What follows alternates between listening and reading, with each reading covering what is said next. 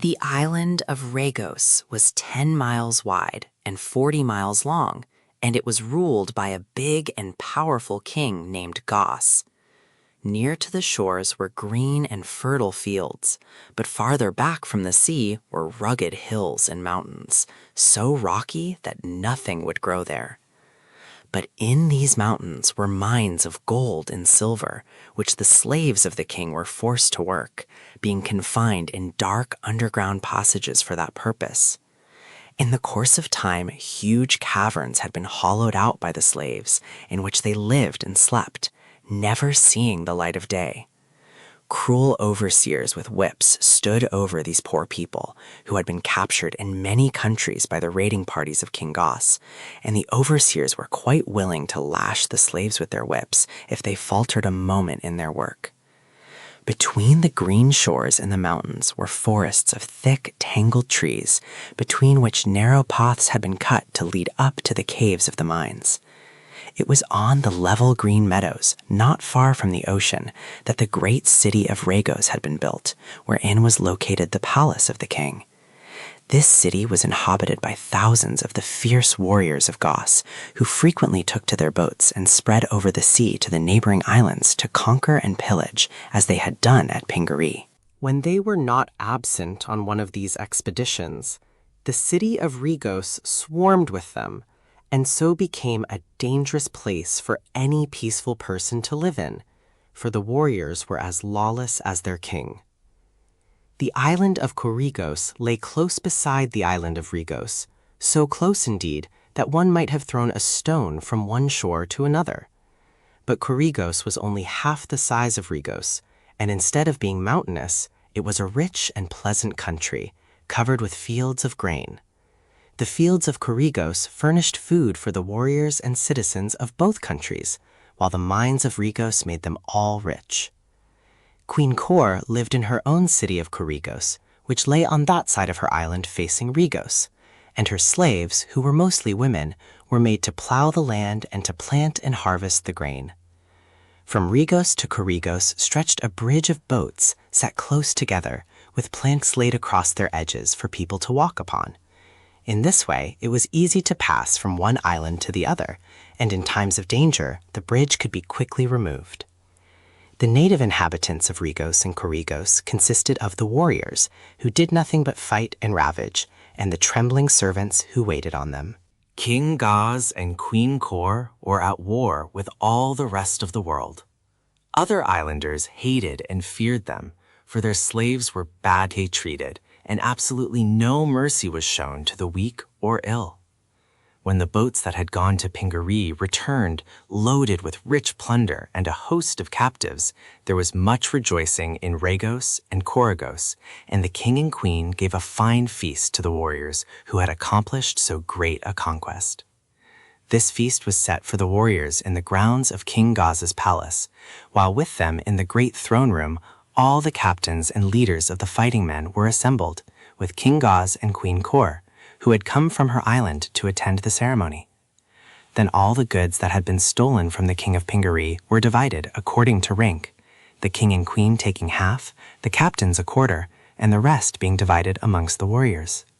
The day following the feast, King Goz sent King Kitticut and all the men of Pingaree to work in his mines under the mountains, having first chained them together so they could not escape. The gentle queen of Pingaree and all her women, together with the captured children, were given to Queen Cor, who set them to work in her grain fields. Then the rulers and warriors of these dreadful islands thought they had done forever with Pingaree.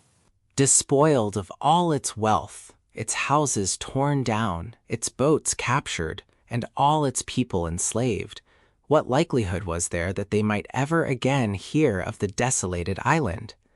So the people of Regos and Corregos were surprised and puzzled when one morning they observed approaching their shores from the direction of the south a black boat containing a boy, a fat man, and a goat. The warriors asked one another who these could be and where they had come from. No one ever came to those islands of their own accord, that was certain. Prince Inga guided his boat to the south end of the island of Regos, which was the landing place nearest to the city, and when the warriors saw this action, they went down to the shore to meet him, being led by a big captain named Buzub. "Those people surely mean us no good," said Rinkitink uneasily to the boy. "Without doubt they intend to capture us and make us their slaves." "Do not fear, sir," answered Inga in a calm voice. "Stay quietly in the boat with Bilbil until I have spoken with these men." He stopped the boat a dozen feet from the shore, and standing up in his place made a grave bow to the multitude confronting him. Said the big Captain Buzub in a gruff voice. "Well, little one, who may you be, and how dare you come uninvited and all alone to the island of Regos?" "I am Inga, Prince of Pingaree," returned the boy, "and I have come here to free my parents and my people, whom you have wrongfully enslaved." When they heard this bold speech, a mighty laugh arose from the band of warriors, and when it had subsided, the captain said, "You love to jest, my baby prince, and the joke is fairly good. But why did you willingly thrust your head into the lion's mouth? When you were free, why did you not stay free? We did not know we had left a single person in Pingaree, but since you managed to escape us then, it is really kind of you to come here of your own free will to be our slave. Who is the funny fat person with you?" "It is His Majesty, King Rinkitink, of the great city of Gilgad. He has accompanied me to see that you render full restitution for all you have stolen from Pingaree." "Better yet," laughed Buzub, "he will make a fine slave for Queen Kor, who loves to tickle fat men and see them jump." King Rinkitink was filled with horror when he heard this, but the prince answered as boldly as before, saying, "We are not to be frightened by bluster, believe me, nor are we so weak as you imagine. We have magic powers so great and terrible that no host of warriors can possibly withstand us, and therefore I call upon you to surrender your city and your island to us before we crush you with our mighty powers." The boy spoke very gravely and earnestly, but his words only aroused another shout of laughter. So while the men of Regos were laughing, Inga drove the boat well up onto the sandy beach and leaped out. He also helped Rinkitink out, and when the goat had unaided sprung to the sands, the king got upon Bilbil's back, trembling a little internally, but striving to look as brave as possible. There was a bunch of coarse hair between the goat's ears, and this Inga clutched firmly in his left hand. The boy knew the pink pearl would protect not only himself, but all whom he touched from any harm, and as Rinkitink was astride the goat, and Inga had his hand upon the animal, the three could not be injured by anything the warriors could do. But Captain Buzub did not know this, and the little group of three seemed so weak and ridiculous that he believed their capture would be easy. So he turned to his men and with a wave of his hand said, "Seize the intruders." Instantly 2 or 3 of the warriors stepped forward to obey, but to their amazement they could not reach any of the 3. Their hands were arrested as if by an invisible wall of iron. Without paying any attention to these attempts at capture, Inga advanced slowly, and the goat kept pace with him. And when Rinkitink saw that he was safe from harm, he gave one of his big, merry laughs, and it startled the warriors and made them nervous. Captain Buzub's eyes grew big with surprise as the 3 steadily advanced and forced his men backward. Nor was he free from terror himself at the magic that protected these strange visitors. As for the warriors, they presently became terror-stricken and fled in a panic up the slope toward the city, and Buzub was obliged to chase after them and shout threats of punishment before he could halt them and form them into a line of battle. All the men of Regos bore spears and bows and arrows, and some of the officers had swords and battle axes, so Buzub ordered them to stand their ground and shoot and slay the strangers as they approached. This they tried to do. Inga being in advance, the warriors sent a flight of sharp arrows straight at the boy's breast, while others cast their long spears at him. It seemed to Rinkitink that the little prince must surely perish as he stood facing this hail of murderous missiles, but the power of the pink pearl did not desert him, and when the arrows and spears had reached to within an inch of his body, they bounced back again and fell harmlessly at his feet. Nor were Rinkitink or Bilbil injured in the least, although they stood close beside Inga. Buzzub stood for a moment looking upon the boy in silent wonder. Then, recovering himself, he shouted in a loud voice, "Once again, all together, my men! No one shall ever defy our might and live!" Again a flight of arrows and spears sped toward the three, and since many more of the warriors of Regos had by this time joined their fellows, the air was for a moment darkened by the deadly shafts. But again all fell harmless before the power of the pink pearl, and Bilbil, who had been growing very angry at the attempts to injure him and his party, suddenly made a bolt forward, casting off Inga's hold, and butted into the line of warriors, who were standing amazed at their failure to conquer.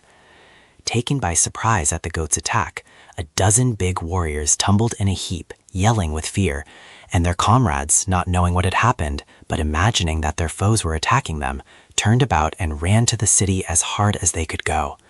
Bilbil, still angry, had just time to catch the big captain as he turned to follow his men, and Buzzug first sprawled headlong upon the ground, then rolled over 2 or 3 times, and finally jumped up and ran yelling after his defeated warriors.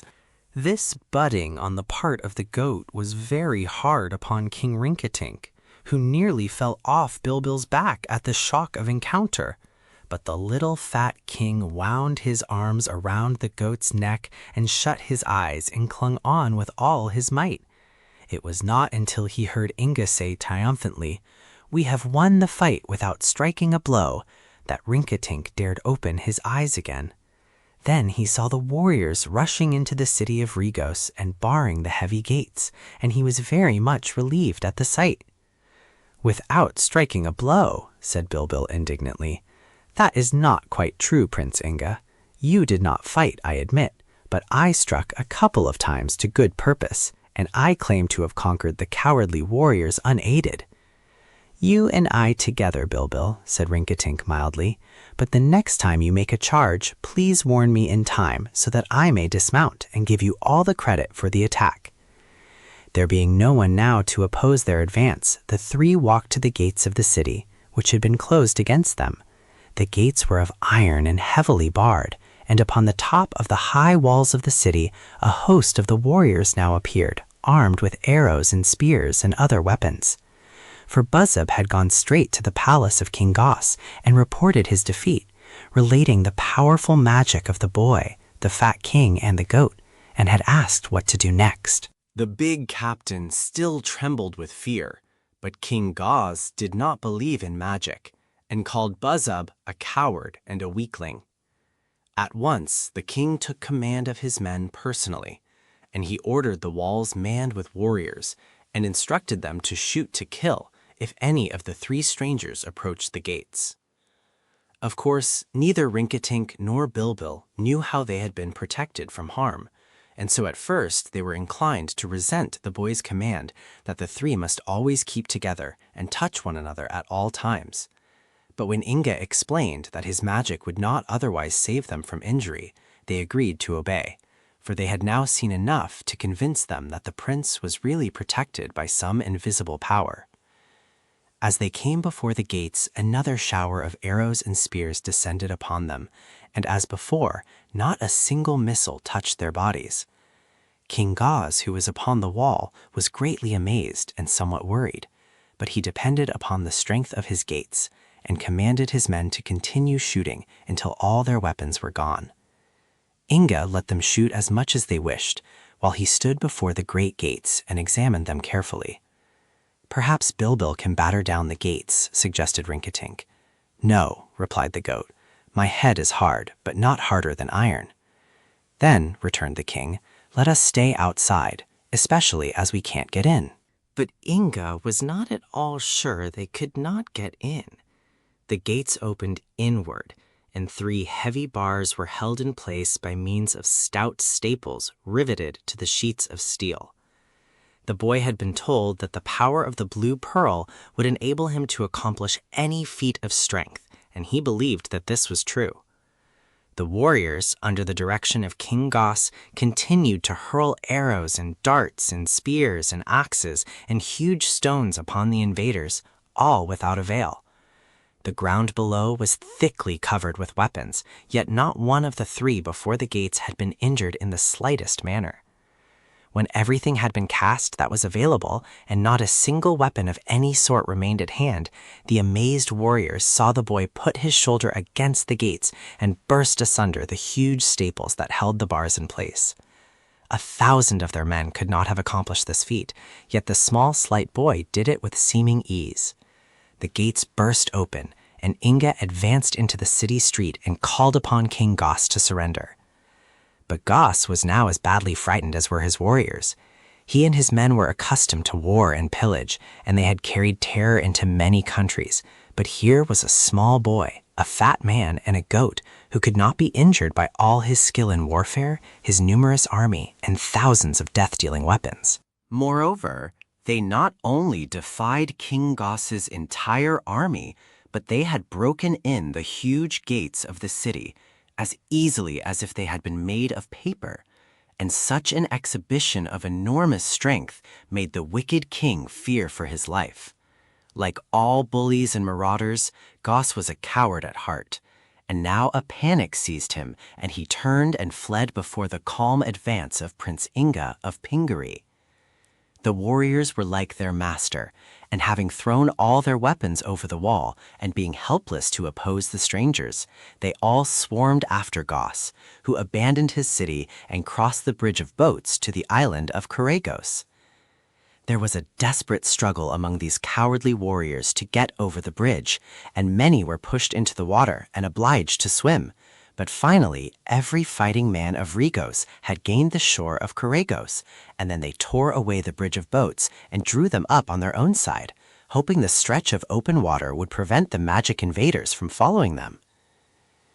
The humble citizens and serving people of Regos, who had been terrified and abused by the rough warriors all their lives, were not only greatly astonished by this sudden conquest of their masters, but greatly delighted. As the king and his army fled to Coregos, the people embraced one another and danced for very joy, and then they turned to see what the conquerors of Regos were like. Rinkitink makes a great mistake.